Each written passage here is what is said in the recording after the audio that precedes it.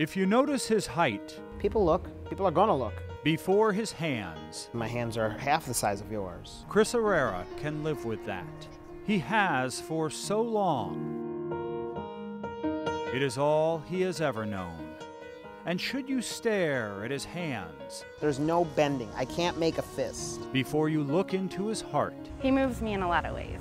he can live with that too. I've had 18 surgeries, To break apart his twisted body, thousands of stitches. to put it all back together.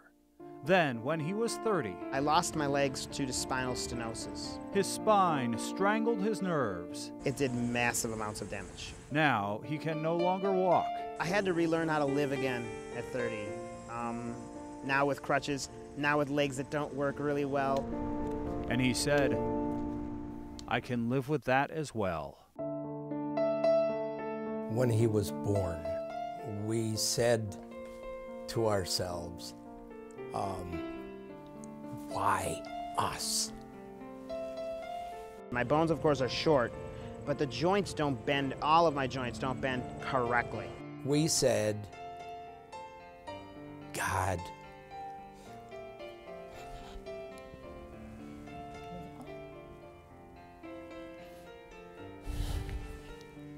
I'm sorry. You get some really, really cruel people that just are scared, I guess. God gave him to us because he was special. But they did not realize how special.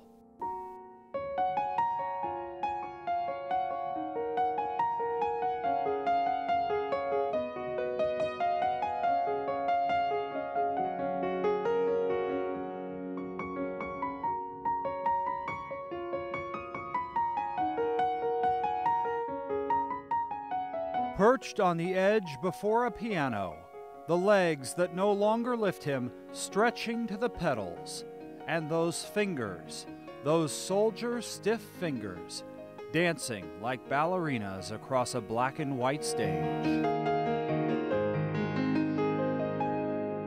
Chris was not some mysterious savant who could magically make music.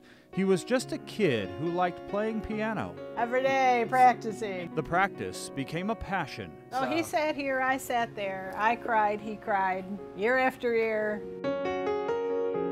The passion became a purpose.